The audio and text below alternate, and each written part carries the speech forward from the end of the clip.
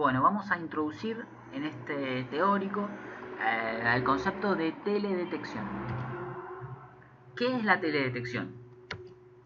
La teledetección o percepción remota consiste en obtener información acerca de objetos tomando y analizando datos sin que los instrumentos empleados estén en contacto directo con él. Entonces, ¿qué es lo importante de esta definición? Bueno, que la teledetección nos permite obtener datos de un objeto de manera remota, es decir, sin estar directamente en contacto con este objeto. Estos datos después nosotros los tenemos que transformar en información. No es lo mismo datos que información.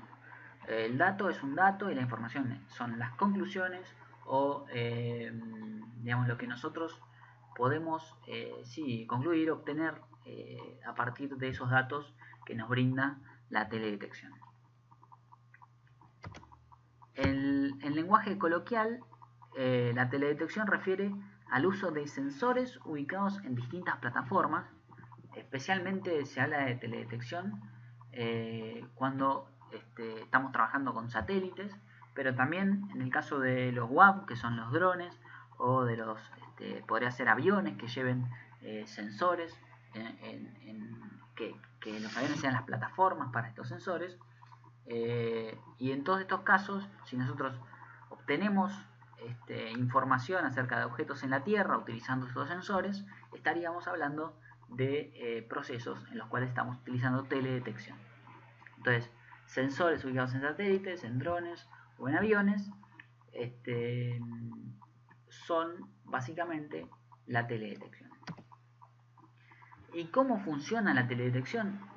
Bueno, a partir de estos sensores se detecta y se mide la energía electromagnética que es reflejada por la superficie terrestre. Y esa reflexión de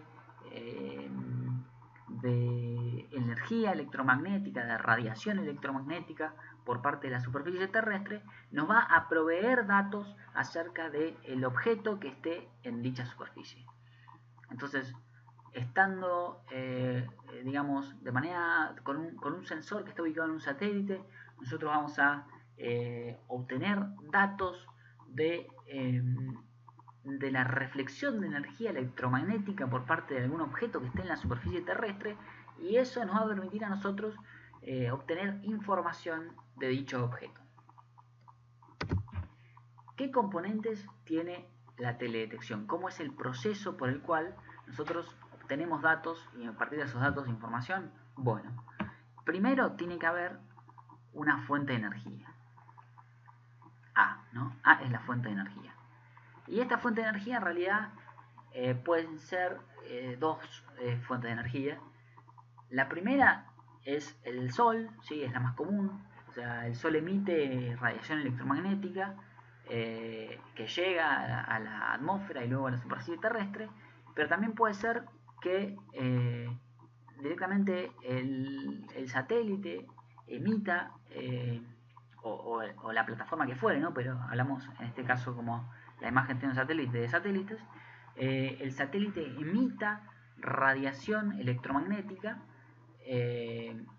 a el objeto que está en la superficie terrestre. En el caso de que el Sol sea el que emite la energía electromagnética, que luego va a censar el sensor justamente que está en el satélite, se trata de satélites pasivos, digamos. Y en el caso de que el satélite emita su propia radiación, se trata de sensores activos. Entonces, en general, todos los,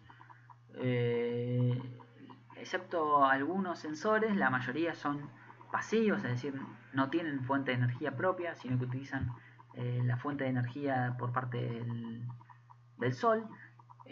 Pero, por ejemplo, los satélites radares o los LIDAR son satélites activos. Por ahora no vamos a meternos en eso, vamos a trabajar con satélites pasivos donde la radiación la emite el Sol. Entonces, esta radiación emitida por el Sol llega a la atmósfera y empieza a atravesarla, ¿no? Atraviesa esto que ve, que es el medio donde se propaga la radiación, que vendría a ser, en este caso, la atmósfera.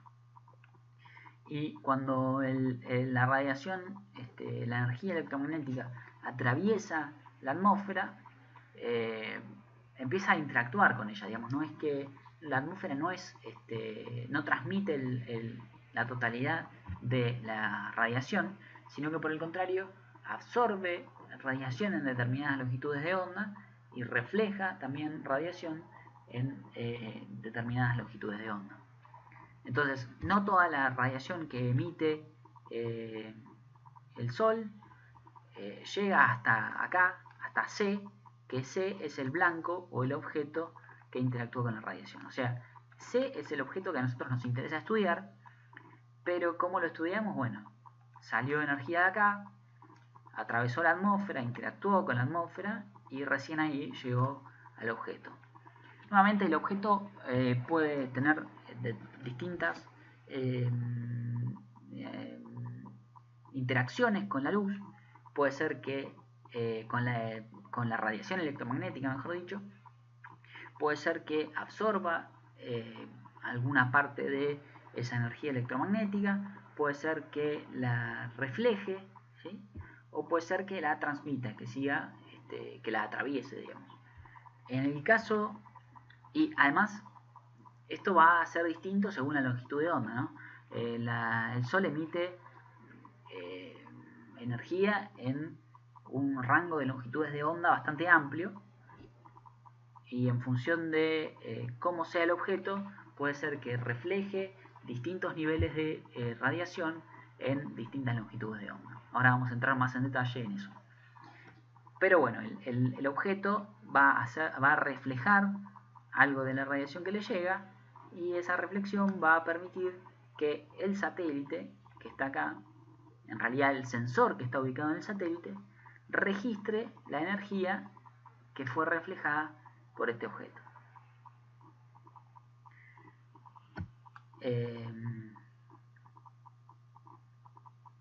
En general hablamos de energía reflejada, pero la energía emitida hace referencia a las longitudes de onda del infrarrojo térmico. Ahora vamos a entrar en eso, pero es básicamente la energía que emite la Tierra. La Tierra también emite radiación electromagnética,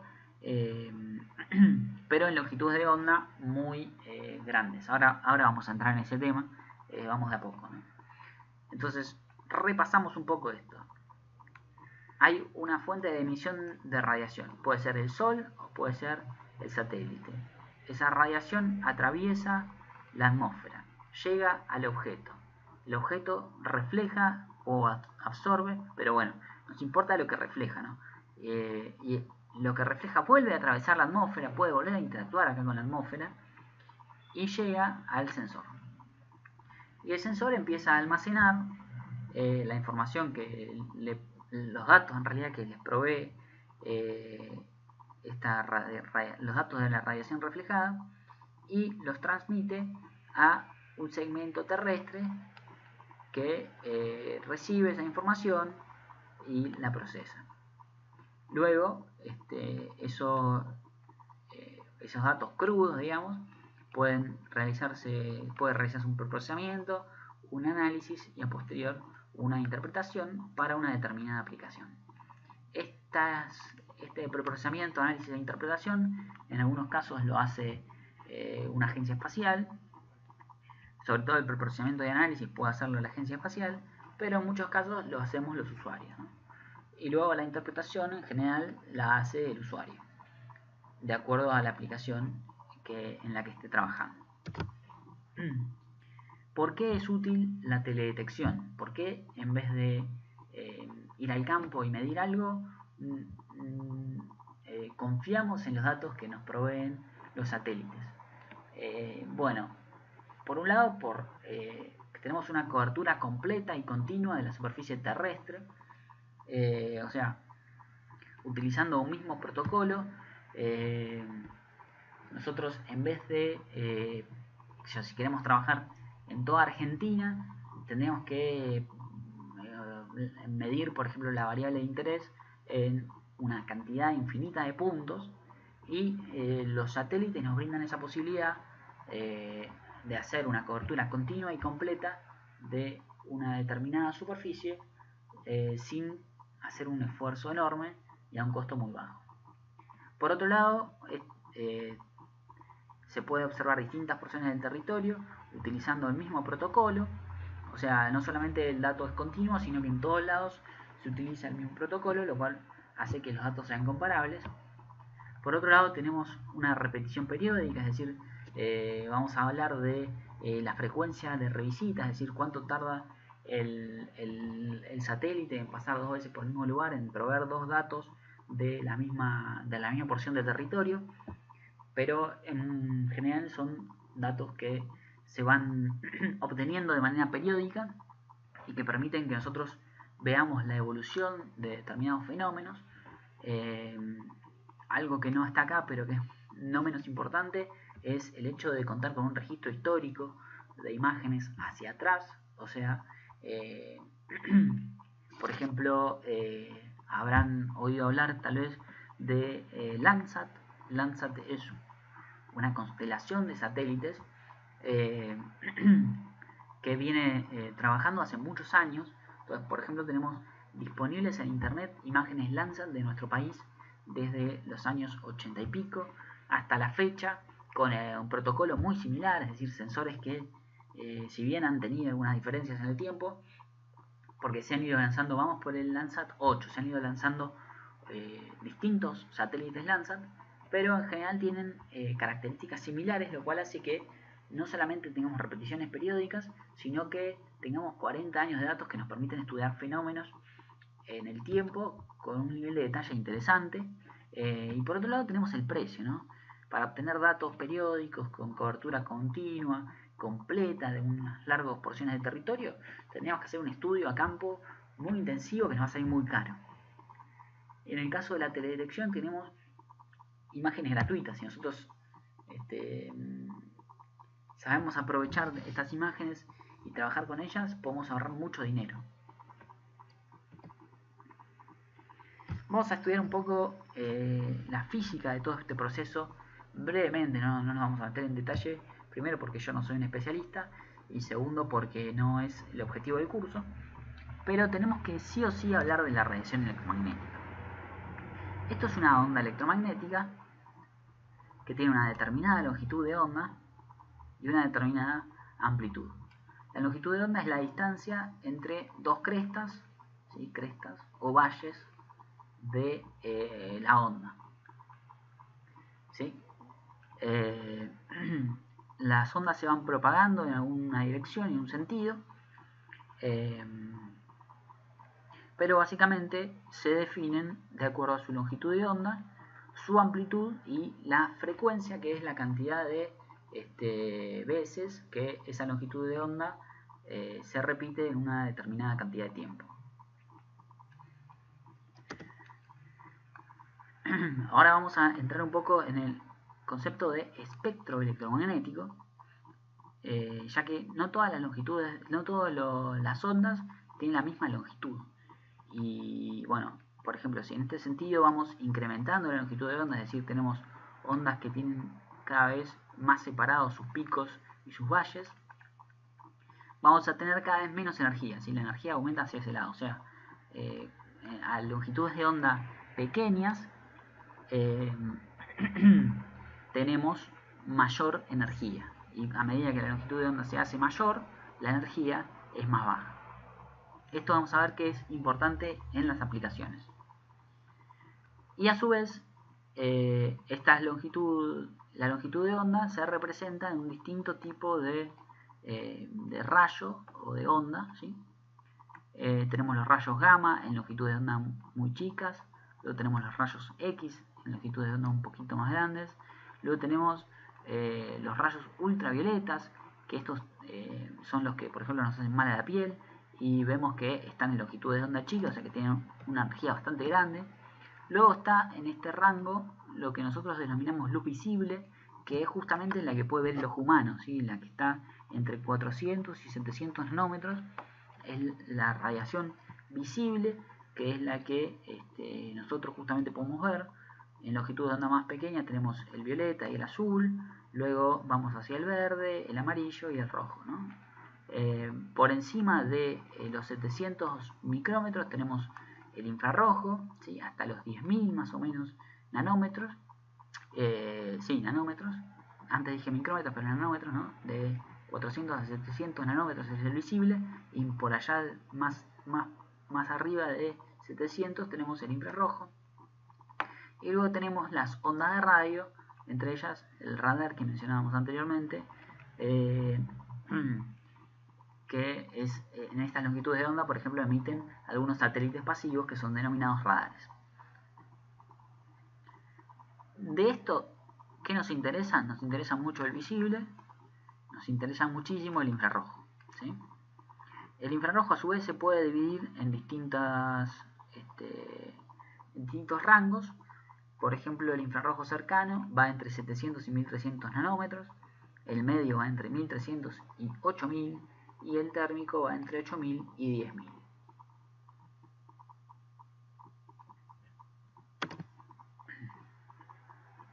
Bueno, a su vez la radiación puede interactuar con distintos objetos y puede absorberse, o sea, puede ser que esa radiación sea absorbida por el objeto y que el objeto la utilice para algún proceso, o puede ser que se disperse, y en el caso de que esa dispersión ocurra en el sentido contrario en el que venía la onda electromagnética originalmente, estamos hablando de reflexión, o sea, de energía reflejada. La radiación interactúa con la atmósfera y sufre una serie de transformaciones que la modifican, como veíamos antes, ¿no? La radiación solar atraviesa la atmósfera y ahí sufre algunos cambios. Alguna parte, en determinadas longitudes de onda, la radiación es absorbida, o es dispersada, o es transmitida, ¿sí? Pero a su vez hay un doble pasaje por la atmósfera que hay que tener en cuenta a la hora de... ¿Por qué es importante esto? Porque el objeto que a nosotros nos interesa estudiar va a reflejar determinada cantidad de energía, pero no es exactamente la energía que emitió el Sol la que le llega, la que incide sobre el objeto, sino que en el medio hay un pasaje por la atmósfera que puede causar alguna modificación de esa radiación, y nuevamente no toda la radiación que reflejó el objeto es la que llega al sensor que está en el satélite, sino que nuevamente hay una interacción con la atmósfera. Entonces esto lo vamos a tener que tener en cuenta para convertir ese dato que nos llega al sensor en información valiosa para nosotros. Esto es la irradiancia solar que llega a la atmósfera. Eso es lo de arriba, ¿no? Esta línea punteada es la irradiancia solar que le llega a la atmósfera en función de la longitud de onda. O sea, vemos que hay un pico acá alrededor de los 400 nanómetros y que luego empieza a disminuir, ¿sí? Y vemos esta línea, línea gris, es la irradiancia solar al nivel del mar. O sea, la que está acá arriba es fuera de la atmósfera, sería la que incide sobre la atmósfera, y esto sería luego de haber atravesado la atmósfera y ponerse en contacto con un objeto, en este caso con el mar, ¿no? Va al nivel del mar, digamos. Entonces, esto, por ejemplo, todo esto es lo que se está absorbiendo o reflejando en la atmósfera, ¿no? Toda esta radiación que incidió sobre la atmósfera se perdió, y al objeto que nos interesa estudiar a nosotros llegó solamente esta. O sea, interactuó a interacción de la energía electromagnética con componentes de la atmósfera, como es el ozono, como es el vapor de agua o el CO2, el dióxido de carbono y otros elementos. Entonces, un breve repaso, ¿no? El Sol emite luz en determinadas longitudes de onda. Esa radiación puede atravesar la atmósfera y reflejarse por ejemplo con nubes, ¿sí? Y llegar al sensor. Puede llegar a un objeto en la superficie terrestre y una parte de ello se va a reflejar, otra puede absorberse. Según la longitud de onda esto puede ir cambiando y le va a llegar al sensor. También otro objeto, ¿no? Puede reflejar y llegar al sensor, o puede ser emisión por parte de la superficie terrestre, que vamos a ver que es en longitudes de onda del térmico. La Tierra también emite radiación, y eso también llega al sensor y puede el sensor almacenarlo y censarlo. Una de las cosas importantes es que dos objetos, por ejemplo este edificio y este árbol, les puede llegar radiación electromagnética, pero no va a absorber y reflejar la misma radiación para distintas longitudes de onda. O sea, puede ser que el edificio refleje un montón de longitudes, un montón de radiación en determinadas longitudes de onda, que el árbol puede estar absorbiendo y utilizando para hacer la fotosíntesis, por ejemplo. Y eso es clave, porque ahí, a partir de cuánto de esta luz se refleja, nosotros vamos a poder decir qué hay acá abajo, ¿no? Darnos cuenta de que acá hay un árbol y que acá hay un edificio. Sabiendo que el árbol, sabiendo cuánto suele reflejar un árbol en determinadas longitudes de onda y cuánto suele reflejar un edificio, podemos, solamente viendo los datos que llegan acá, darnos cuenta de qué hay acá abajo.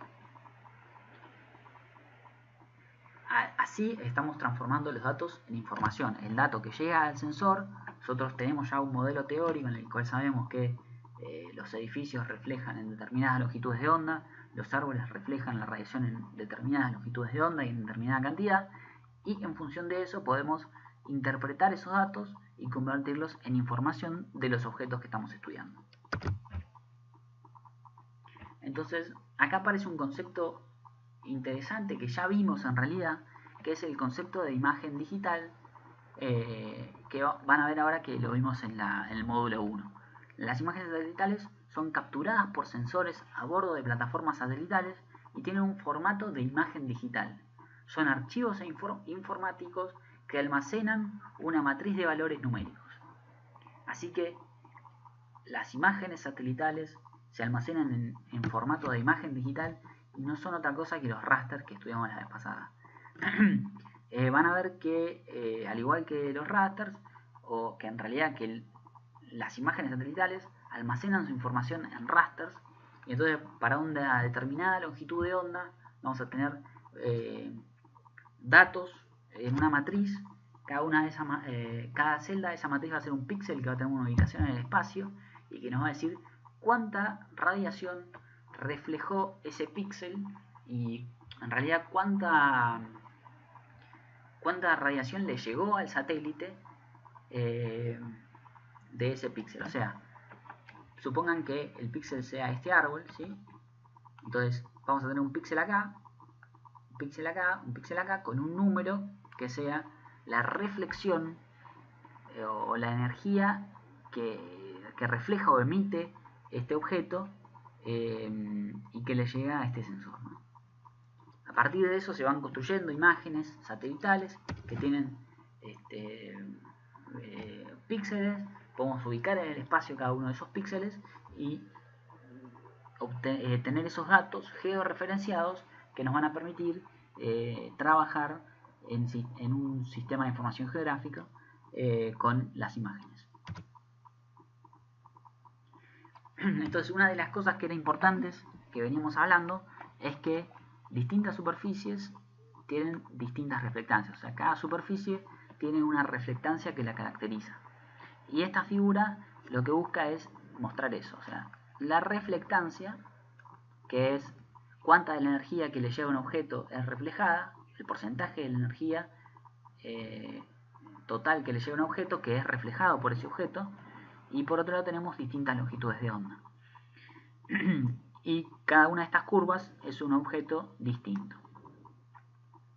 Entonces, por ejemplo, la alfalfa, que se ve aquí en rojo, ¿sí? Tiene lo que se denomina esta firma espectral, es decir, refleja tanta radiación determinado porcentaje de radiación en determinadas longitudes de onda. Y en función de eso nosotros podemos saber que lo que hay ahí es alfalfa. En realidad, bueno, no es tan fácil decir esto es alfalfa, sino que por ahí vamos a poder decir, bueno, acá hay una planta creciendo con mucho vigor. Es una planta que está creciendo activamente, que está reflejando mucha radiación en determinadas longitudes de onda, que está reflejando menos en otras longitudes de onda, por lo cual yo considero que esta es una especie creciendo muy vigorosamente.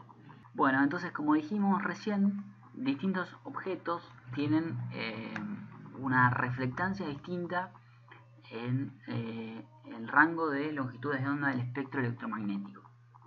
Aquí tenemos la reflectancia en función de distintas longitudes de onda, ¿no? La reflectancia es cuánta de la energía que llega a un objeto, que llega a la superficie de ese objeto, es reflejada por ese objeto. Entonces, si es un porcentaje, ¿no? Si fuese del 100% es que toda la energía que llegó a ese objeto es reflejada, y el 0% es que nada de esa energía fue reflejada. Entonces, para distintas longitudes de onda, la reflexión es distinta, ¿no? Para el mismo objeto va variando. Y a su vez, en la misma longitud de onda, la reflexión de distintos objetos también varía. Vamos a ver algunos de estos objetos, como es el caso de la alfalfa, ¿sí? Esto, en algunos casos, se denomina firma espectral, o sea, cómo un objeto refleja la radiación en distintas longitudes de onda, suele tener el nombre de firma espectral. Vamos a ver esta curva roja que vendría a ser la alfalfa, pero que de algún modo está representando a cualquier superficie vegetal que esté creciendo muy activamente. Va a tener una firma o una firma espectral muy semejante a la que tiene en este caso la alfalfa. Vemos que esta longitud de onda en este caso está en otra unidad. Antes estaba en nanómetros, ahora está en micrómetros. O sea, lo que era 400 antes, ahora es 0,4. O sea que el rango del visible está entre 0,4 y 0,7, que era entre 400 y 700 nanómetros. Luego tenemos el infrarrojo cercano, entre 700 y 1300, y por encima de 1300 tenemos el infrarrojo medio. Entonces, ¿cómo se comporta la vegetación? En este caso esta alfalfa, ¿no? En el rango visible, la reflexión es bastante baja, ¿sí? En general vemos que es menor al 25%, ¿sí? En todos los casos, pero tiene un pico aquí, ¿no? Y esto es en las longitudes de onda, sería alrededor de 0,6, que corresponden al verde. Por eso es que nosotros, que solo podemos ver con nuestros ojos las longitudes de onda entre 400 y 700 nanómetros, vemos la vegetación verde, ¿no? Porque justamente en ese rango de longitudes de onda del verde es donde hay mayor reflexión respecto a lo que ocurre, por ejemplo, con el azul o con el rojo. Entonces, en el visible la reflexión de la vegetación es bastante baja, con un pico en el verde, y luego aumenta muchísimo en el rango del infrarrojo cercano, ¿sí? La reflectancia llega a un pico de alrededor de 80% de reflectancia en las longitudes de onda del infrarrojo cercano. Y en el infrarrojo medio ocurre nuevamente un descenso, no tan importante como en el caso de, bueno, depende, ¿no? Porque aquí sí baja más, ¿no? Pero ocurre un descenso, especialmente en dos sectores, este y este. Hay dos valles aquí, y estos dos valles están asociados al contenido de humedad que tiene la vegetación. Cuanto más humedad tenga la vegetación, más bajo va a estar este valle, ¿sí? Y si la vegetación está muy seca, esto va a estar un poco más arriba. Entonces, en el caso de alfalfa, sería vegetación creciendo muy activamente. Esta es una firma fenológica bastante clásica de un cultivo, por ejemplo, o de una pastura. Por otro lado, tenemos en azul, esto es un suelo seco, ¿sí? Vemos como el suelo en el visible tiene valores bajos, especialmente en el azul, y de allí se va incrementando cada vez más hasta llegar a alrededor de un 60% de reflectancia en el infrarrojo medio. Así que tenemos un visible bajo, un infrarrojo cercano intermedio y un infrarrojo medio alto.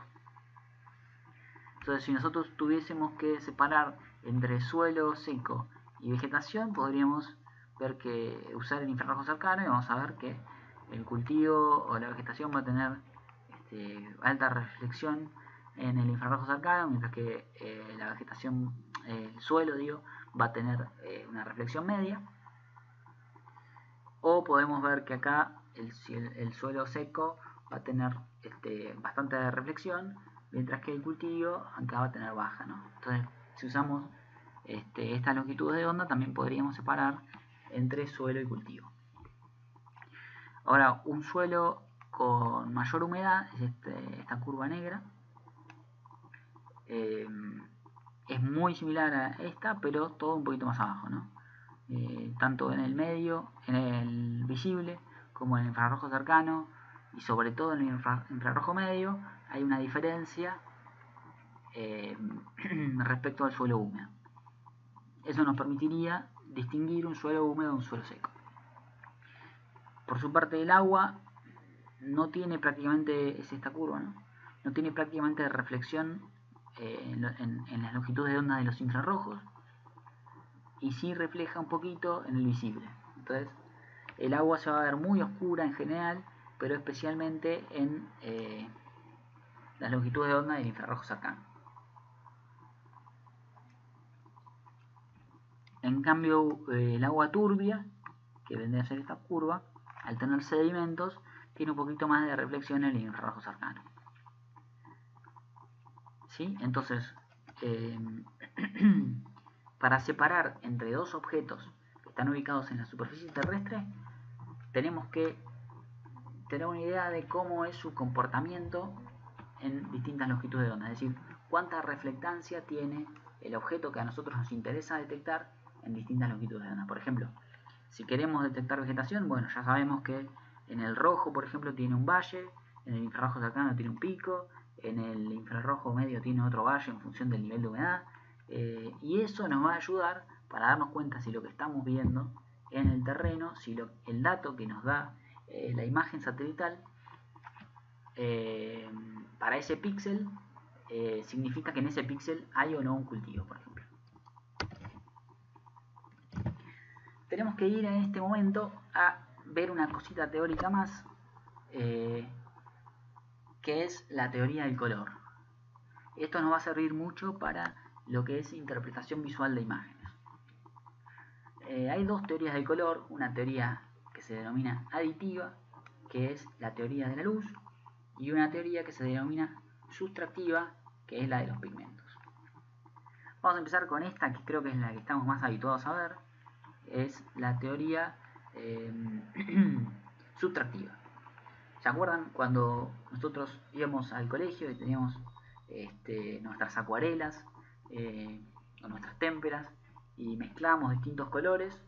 En general siempre terminábamos con una pasta de un color medio marrón oscuro, ¿sí? ¿Y por qué pasaba eso? Porque cada pigmento absorbía la radiación en todas las longitudes de onda, excepto en una, ¿sí? Entonces, cuando nosotros sumábamos distintos pigmentos, íbamos cada vez extrayendo más colores, o sea, se iba sustrayendo cada vez más colores de la paleta de colores. Entonces, esto es lo que usan también las impresoras, ¿no? El cian, los colores primarios serían el cian, el magenta y el amarillo. El cian, el magenta y el amarillo, perdón. Cuando mezclamos cian y amarillo tenemos verde. Cuando mezclamos magenta y amarillo tenemos rojo. Y magenta y cian tenemos azul, ¿sí? Y a su vez, cuando mezclamos los tres, tenemos negro. Esto era lo que nos pasaba en el colegio. Nosotros mezclábamos un montón de colores y cada color que metíamos iba sustrayendo distintos colores y llegaba un momento en el que todos los colores estaban sustraídos y entonces nos quedaba un negro. A partir de estos tres colores, sean magenta y amarillo, las impresoras pueden lograr toda una gama de colores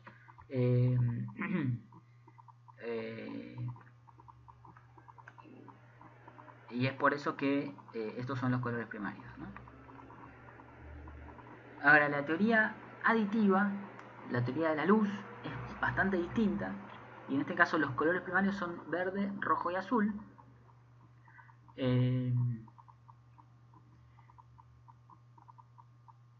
Y en este caso la diferencia es que en vez de... imagínense que en vez de tener pigmentos tenemos luz. O sea, tenemos una linterna azul, ¿sí? Y tenemos otra linterna roja y una linterna verde. Si nosotros superponemos la luz de esas tres linternas, el color que vamos a obtener es blanco. O sea, el color de alguna manera, en vez de restarse, como en el caso de los pigmentos, cuando es luz se suman. O sea, si sumamos rojo, azul y verde, vamos a tener blanco. Vamos a tener todos los colores juntos y eso se ve blanco. En cambio, si mezclamos rojo y azul, vamos a tener magenta, azul y verde vamos a tener cian, y verde y rojo vamos a tener amarillo, ¿sí? Con esta teoría es que trabajan las imágenes satelitales y las imágenes digitales en general. Aquí tengo abierto el Paint, ¿sí? Que es un programa que seguramente conocen para trabajar con imágenes y dibujar y demás. Y aquí tenemos que los colores primarios, rojo, verde y azul, de la teoría aditiva. Entonces, cuando nosotros tenemos 0, 0 y 0, tenemos un negro, ¿sí? Si nosotros tenemos el máximo, que en este caso es 2,55, vamos a tener un blanco, ¿sí? Si nosotros tenemos solo rojo y verde y 0 de azul, vamos a tener amarillo. Ahora tenemos rojo y azul, nos va a dar, acá tenemos 0, ¿sí? Magenta. Acá le ponemos 0 al rojo, vamos a tener un cian, ¿sí? Y en función de esto van a ver, bueno, después en la parte práctica vamos a ver cómo esto nos va a servir para trabajar con imágenes satelitales. Ahora, si nosotros tenemos valores intermedios, por ejemplo 120 acá, 120, 120, nos va a dar un gris, ¿sí? O sea, si tenemos los tres en valores intermedios nos va a dar un gris. Si tenemos 200, por ejemplo, nos va a dar un gris pero más blanquecino. Si tenemos 10, nos va a dar un negro, casi como si tuviéramos 0. El amarillo, bueno, ya lo habíamos visto.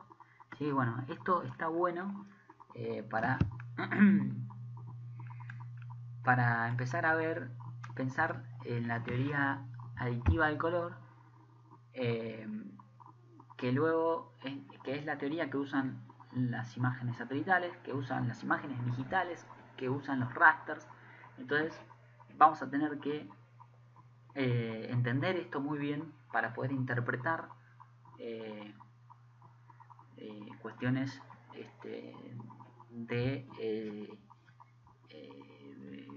para interpretar visualmente las imágenes satelitales.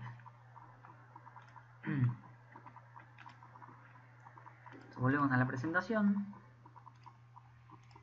Entonces, repasando, hay una teoría aditiva, que es la de la luz, y una teoría sustractiva de los pigmentos. En este caso, trabajando con teledetección, nos va a importar más la teoría aditiva. La teoría sustractiva, para aquellos que trabajamos en teledetección, nos sirve cuando imprimimos, pero no hay que pensar tanto en esto, sino que más bien vamos a tener que interpretar estas combinaciones de cian, magenta y amarillo en las imágenes digitales, como ahora vamos a ver en un práctico. Entonces, esto es muy parecido a lo que teníamos recién, ¿no? Reflectancia, para distintas longitudes de onda. Esta es la firma de vegetación, ¿sí? Es vegetación creciendo activamente, tiene valores bajos de reflectancia en el visible con un pico en el verde, tiene valores más o menos altos de reflectancia en el infrarrojo cercano, esto es near infrared quiere decir. Luego tiene en el infrarrojo medio dos sectores de absorción del agua, y con esto les quería introducir el concepto de bandas. ¿Qué es una banda? Una banda es un rango de longitudes de onda en los que sensa un sensor, ¿sí? Por ejemplo, un satélite tiene un sensor, ¿sí? Y ese sensor tiene la capacidad de almacenar la información, la reflectancia que le llega en determinados rangos de longitudes de onda, ¿sí? Por ejemplo, habíamos dicho que alrededor de entre 500 y 500 y pico estaba la longitud de onda del azul. En este rango, este satélite, ¿sí?, tiene una banda, la banda 1. Y esa banda 1 almacena datos de reflectancia en el azul, ¿sí? Luego tiene otra banda en este rango de longitudes de onda que corresponde al verde. Y en esta otra banda tiene rangos de longitudes de onda que están representados por el color rojo, ¿sí? O sea, en este rango de longitud de onda se va a almacenar información o el dato reflejado por el objeto terrestre en las longitudes de onda del rojo. Esto mismo para el infrarrojo cercano, ¿sí?, que tiene una banda en el infrarrojo cercano, y aquí tiene dos bandas en el infrarrojo medio, ¿sí? Estas dos bandas en el infrarrojo medio. Entonces, en este caso, si nosotros miramos estas bandas del satélite, el dato que vamos a tener para este píxel que tiene vegetación creciendo activamente va a ser de un valor bajo de reflectancia en la banda del azul, de un valor bajo pero un poquito más alto que el azul en el caso del verde, de un valor bajo en el rojo, de un valor alto en el infrarrojo cercano, valor intermedio en el infrarrojo medio y un poquito más bajo en este otro infrarrojo medio, ¿sí? Medium infrared quiere decir infrarrojo medio. Bien. Y esto podría ser para un píxel que tiene vegetación, ¿no? Ahora, si al lado de este píxel hay otro píxel que tiene vegetación pero creciendo menos activamente, o tiene un rastrojo, o tiene un cuerpo de agua, la reflectancia de ese píxel, del píxel que esté al lado de este, va a ser completamente distinta a la de este. Y el hecho de contar con esa información píxel a píxel nos va a permitir determinar qué objeto hay en la superficie terrestre y obtener otros datos también de ese objeto. Ahora vamos a introducir el concepto de resolución. Y básicamente, cuando trabajamos con imágenes satelitales, hay 4 tipos de resoluciones: la resolución espacial, la resolución espectral, la temporal y la radiométrica. Vamos a ir viendo uno por uno qué quiere decir esto, y luego ya pasamos a la parte práctica. La resolución espacial es el tamaño del píxel. El tamaño del píxel depende del satélite del que provenga la imagen. De acuerdo a la aplicación que nosotros querramos, digamos, que nosotros necesitemos hacer, de acuerdo a nuestros objetivos, vamos a trabajar con imágenes de distinta resolución espacial. Aquí tenemos un ejemplo con una imagen digital, pero que es una foto, digamos, de un perro. Vemos que en este caso hay píxeles más grandes y menos píxeles en la imagen, y el número de píxeles va aumentando, entonces podemos ver la imagen más nítida porque el tamaño de píxel es más chico. Esto mismo aplica a imágenes satelitales, ¿sí? Si nosotros tenemos imágenes satelitales así, vamos a tener baja resolución espacial y esto va a tener mayor resolución espacial, ¿sí? Y acá tenemos, por ejemplo, una imagen satelital con una resolución de 2.5 metros de un área, una porción del terreno, y esa misma porción del terreno con una imagen satelital de un tamaño de píxel de 30 metros. Vemos como acá hay mucho más nivel de detalle que acá, pero de acuerdo a la aplicación esto podría servirnos perfectamente, digamos. Si nosotros estamos trabajando en una cuenca o en un país entero, no tiene sentido que la resolución sea de 2,4 metros capaz, porque nosotros vamos a tener una cantidad de información o archivos muy pesados que van a colgar toda la máquina cuando nosotros querramos hacer algún proceso, y por ahí con 30 metros nos sirve, o incluso nos sirve con 1 kilómetro, digamos, si la información que nosotros queremos obtener de esto, de nuestra aplicación, no necesitas una resolución muy grande, por ahí nos conviene trabajar con esta imagen o con imágenes de mayor tamaño de píxel, o sea, de menor resolución todavía. Entonces es importante conocer cuál es el tamaño del píxel, cuál es la resolución espacial de cada satélite, de cada sensor, antes de empezar a trabajar, para saber si es la resolución correcta para el trabajo que nosotros queremos hacer, o si es demasiado detalle o si es demasiado poco detalle. La resolución espectral es el segundo tipo de resolución y hace digamos, referencia al número de bandas que tiene el sensor y su ancho. Por ejemplo, este sensor, que no sé si existe, me parece un ejemplo, tiene... estas son las bandas de Landsat 5 o Landsat 7, son satélites Landsat, que no son el que está ahora vigente, sino que son anteriores. Por ejemplo, tienen 7 bandas. Una no está acá, que está más acá, que está en el infrarrojo lejano, en el infrarrojo térmico, pero tiene 7 bandas y con un rango más o menos acotado, ¿no? Ahora, puede ser que otro satélite tenga muchísimas más bandas y con un rango más pequeño de longitudes de onda, entonces eso nos va a proveer mucha más información y va a tener mayor resolución espectral. También en algunos casos hay satélites que tienen muy pocas bandas y con un rango mucho más amplio, y eso va a tener menos resolución espectral. Aquí tenemos un ejemplo, ¿no? Esta era Landsat, la que veíamos recién, ¿sí? Que tiene 3 bandas visibles, una en el infrarrojo cercano y 2 en el infrarrojo medio. Y en cambio Spot, por ejemplo, tiene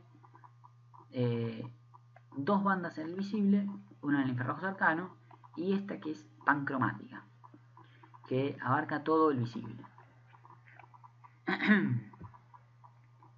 Entonces, en este caso, Landsat tiene mayor resolución espectral que Spot.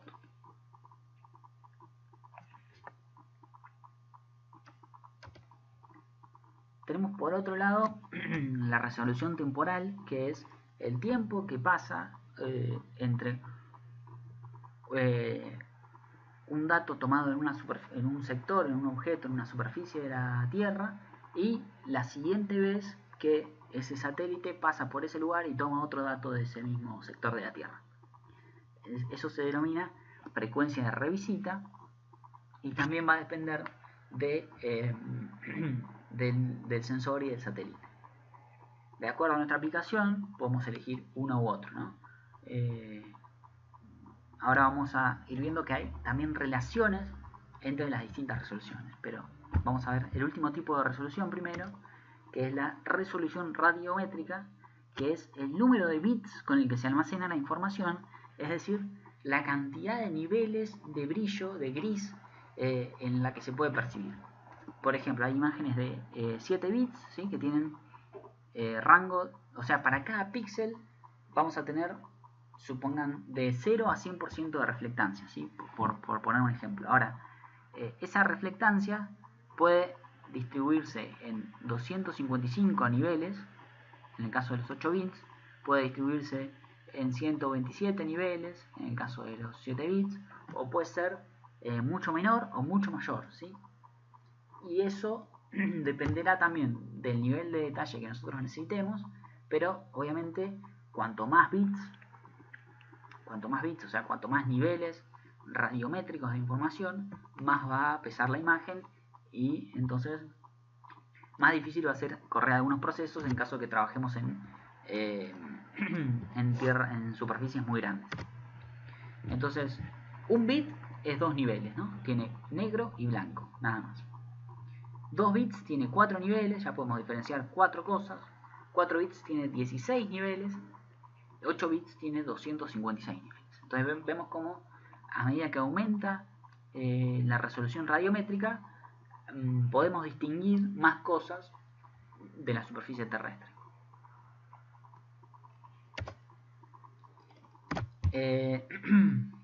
Bueno, algunas cuestiones, ¿no? ¿Qué relación hay entre las distintas resoluciones? Bueno, es interesante. Recuerden esto que vimos hace un rato, que es que el espectro electromagnético, digamos, a mayores longitudes de onda, menor es la energía que tiene esa longitud de onda. Entonces, los sensores que están ubicados en los satélites requieren que le llegue determinado nivel de energía para poder almacenar, digamos, para poder tener un mínimo de energía que les permita sensar lo que hay en la superficie terrestre. Digamos, si la energía que les llega es muy poca, eso no nos va a servir para distinguir distintos niveles de reflectancia. Digamos, si llega muy poquito, siempre va a llegar muy poquito y el sensor no va a lograr distinguir distintos niveles de reflectancia. Entonces, por ejemplo, ¿se acuerdan que a mayor longitud de onda, menor energía tenía la radiación?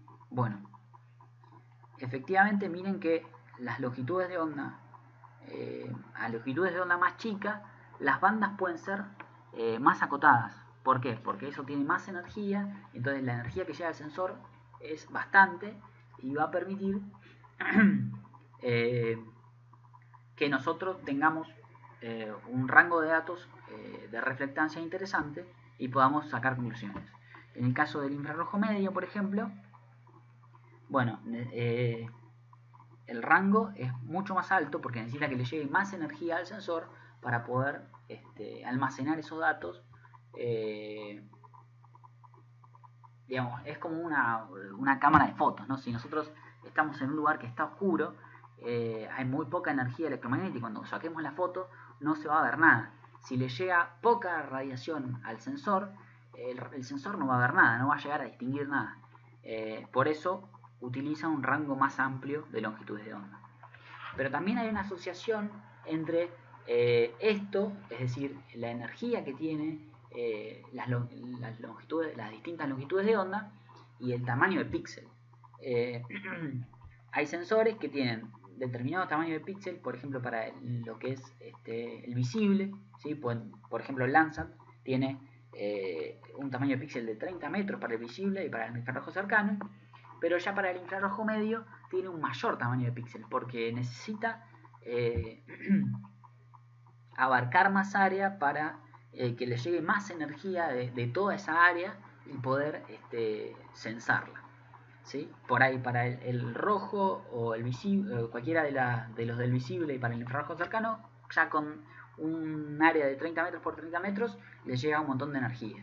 En cambio, en estas longitudes de onda cuya radiación tiene menor energía, necesitan abarcar más área y tener un rango más amplio. Entonces vemos que tanto la radiación la resolución espacial como la temporal, como bueno, la temporal no lo vimos ahora, pero ahora vamos a verlo. La resolución espacial como la resolución espectral tienen relaciones entre sí, es decir, a mayor resolución espectral, capaz que perdemos algo en la resolución espacial, y si nosotros necesitamos una mayor resolución espacial, bueno, posiblemente tengamos que tener rangos más amplios de bandas. Por otro lado, también hay relación entre la radiación, la resolución espacial y la resolución temporal. Imagínense que nosotros tenemos vamos acá. Imagínense que tenemos este satélite acá censando, digamos, sobre Australia, un objeto determinado. Para tener mayor resolución espacial, el satélite debería estar ubicado más cerca de la superficie terrestre, por lo cual su órbita va a ser más larga, digamos. Si está de más lejos, va a poder abarcar mayores superficies y va a tardar menos tiempo en censar la superficie terrestre. Ahora, si nosotros necesitamos mucha resolución espacial, el satélite va a tener que estar muy cerca de la Tierra y va a tener que va a tardar más tiempo en orbitar. Entonces también hay un juego ahí, un compromiso entre la frecuencia de revisita y la resolución espacial. Cuanto mayor sea la resolución espacial, posiblemente menor sea la frecuencia de revisita. Una manera de salvar esto y de que haya alta resolución espacial y alta frecuencia de revisita se da con constelaciones que tienen muchos satélites dando vueltas. Hay algunas de ellas, pero en general son pagas, ¿no? Por otro lado, tenemos ahora disponible uno de los satélites con mayor resolución espacial que hay disponibles gratuitos, es Sentinel, que tiene 2 satélites orbitando y tiene buena resolución espacial. En algunas longitudes de onda tiene 10 metros de longitud espacial, lo cual es bastante buena para nuestras aplicaciones, es bastante bueno en general, y además tiene una frecuencia de revisita de 5 días. Así que bueno, esta era la introducción teórica que les quería mostrar y ahora vamos a ver la parte práctica, así que los espero en la parte práctica y cualquier consulta no duden en entrar al foro.